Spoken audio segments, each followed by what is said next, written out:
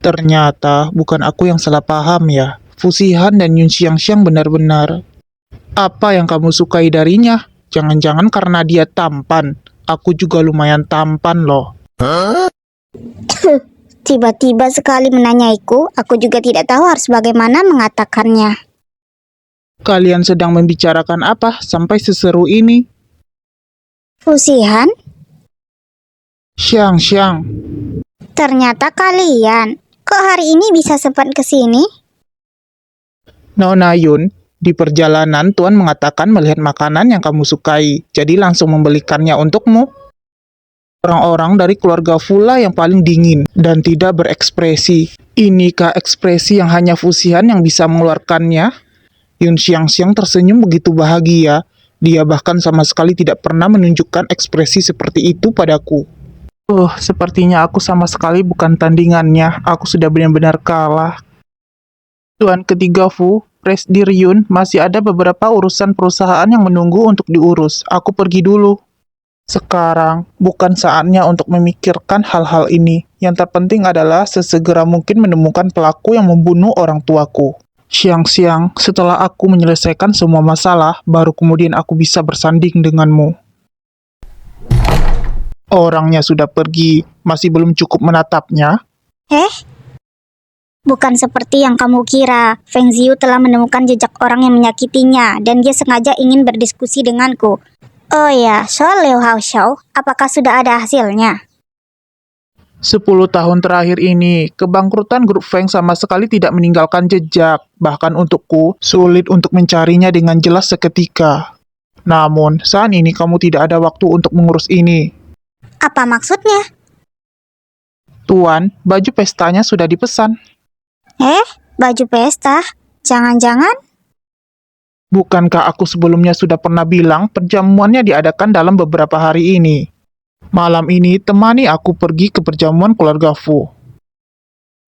Semendadak ini, aku belum menyiapkan mentalku dengan baik. Fusihan, apakah aku harus memakai gaun pesta yang semewah ini? Astaga, gaun pesta ini bahkan lebih cantik daripada yang sebelumnya. Fusihan berikan padaku. Dunianya orang-orang kaya benar-benar terlalu menyeramkan. Kerlip malam betul-betul cantik dipakai olehmu. Tampaknya kerja keras malah tidak sia-sia. Aku justru merasa kamu terlihat jauh lebih baik dariku. Aku nyaris saja tidak berdandan.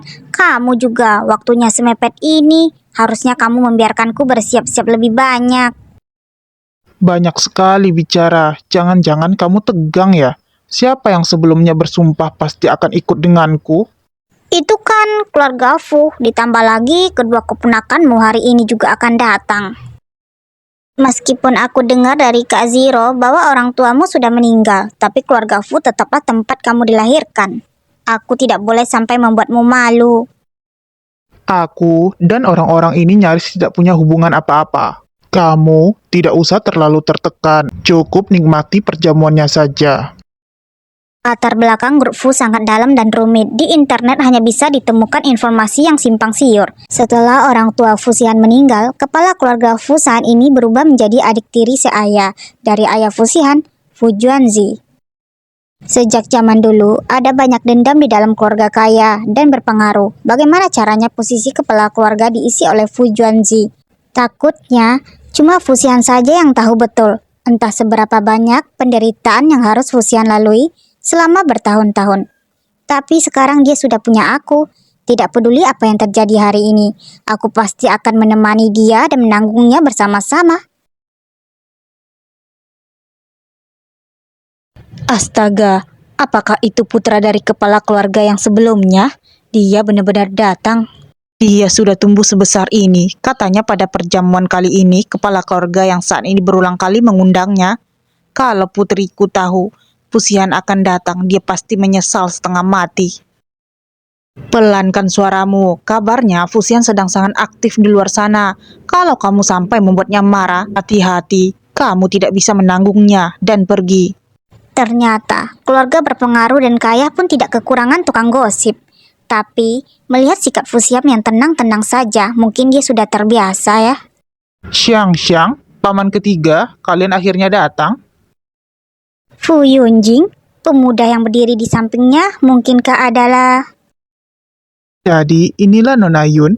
Aku selalu mendengar Yunjing bicara tentangmu. Hari ini akhirnya bisa bertemu orangnya langsung. Salam kenal, namaku Fu Mingjuan, juga merupakan kakaknya Fu Yunjing. Yunjing sebelumnya pasti sudah banyak merepotkanmu ya. Hahaha, kak, ku bilang kan dia sangat menarik. Siang-siang, yang kakakku lakukan hanya basa-basi biasa.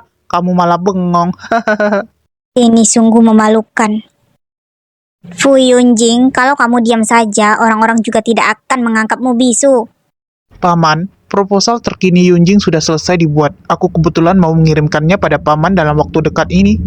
Terima kasih, aku jadi merasa tenang karena kamu membimbingnya. Hahaha, ku bilang, mengapa di sini bisa seramai ini? Ternyata keponakanku yang datang. Sihan, sudah bertahun-tahun tidak bertemu, belakangan ini baik-baik saja kah?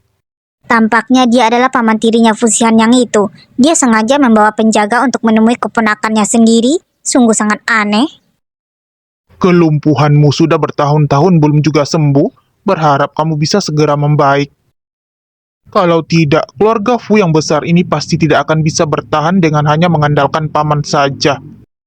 Paman tiri bercanda ya.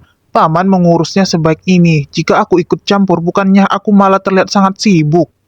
Meskipun keluarga paman saat itu dalam situasi khusus, status dan reputasinya tetap tidak setinggi ayahku. Dalam situasi macam ini, masih punya kuasa di keluarga Fu. Kemampuan paman tiri memang luar biasa. Aku sebagai keponakanmu sangat mengaguminya. Kini arwah ayahku di surga sudah bisa beristirahat dengan tenang. Benar kan, paman? Bukankah ucapan Tuan Ketiga Fu sangat masuk akal? Tentu saja, keluarga Fu tidak sesederhana yang kamu bayangkan. Latar belakang dari kepala keluarga saat ini cukup rumit. Anak ini. Seperti yang diharapkan dari Fu Xian. Bicara beberapa kata saja sudah bisa membuat dirinya tidak terkalahkan. Hanya saja, perasaannya sekarang pasti sangat buruk. Andai dia bisa segera pergi dari sini, pasti lebih baik. Paman Fu, paman muda jarang sekali pulang kemari. Dia bahkan membawa pendamping wanita yang luar biasa. Paman membawa penjaga sebanyak ini, bisa-bisa malah membuat tamu ketakutan. Selain itu, jamuan sudah dimulai. Hari ini koki baru bahkan diundang ke sini. Bagaimana kalau aku membawa paman untuk mencicipi masakannya? Paman muda, kamu harus bisa bertahan. Jangan sampai masuk ke dalam cengkraman mereka. Cukup. Yang kamu katakan benar. Memang aku yang ingin bertemu dengan Sihan, sehingga mengagetkan tamu. Malam ini, kamu tidak perlu menemaniku. Kamu dan Yunjing pergi temani paman muda saja. Baik. Aku sudah berusaha keras baru berhasil merebut keluarga Fu. Apa yang bisa kamu lakukan dengan badanmu yang cacat itu? Fu Sihan, kamu sendiri yang datang ke sini hari ini. Jadi jangan salahkan aku kalau tidak segan-segan. Ini enak sekali. Yang barusan itu, maaf ya, aku tidak menyangka paman akan berkata seperti itu. Untung ada Ming Xion yang membantu kamu. Tidak apa-apa kan? Buka mulut. Ya ampun, aku tanpa sadar sudah buka mulut. Fu Sihan, aku masih mengkhawatirkanmu. Kamu malah ada waktu untuk bergurau denganku. Di sini adalah kediaman Fu. Kenapa? Aku cuma merasa melihat pacarku makan akan membuat moodku lebih baik. Shh, pelankan suaramu. Paman muda selalu terlihat tidak senang ketika datang ke pesta. Kali ini juga kukira akan begitu. Tidak kusangka Nona Yun ternyata di luar dugaanku.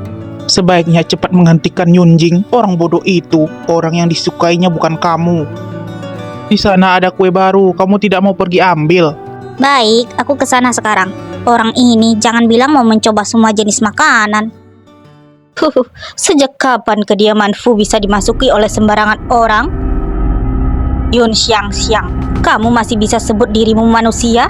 Adik kandungmu masih menderita di rumah sakit. Kamu masih ada muka untuk menghadiri pesta keluarga Fu? Kamu bisa ada di sini juga pasti karena mengikuti orang hebat mana. Dasar tidak tahu malu. Oh, terus? Yun Xintian mau mati atau tidak apa hubungannya denganku? Aku menghadiri pesta apa juga apa hubungannya denganmu? Pencuro, kamu sudah lupa dengan pelajaran yang sebelumnya. Yun Xiang, berhenti di situ. Sombong apa kamu? Aku belum selesai ngomong. Maaf membuatmu melihat lelucon ini. Di sini juga masih bisa saja bertemu dengan orang sakit jiwa. Ayo kita pindah saja.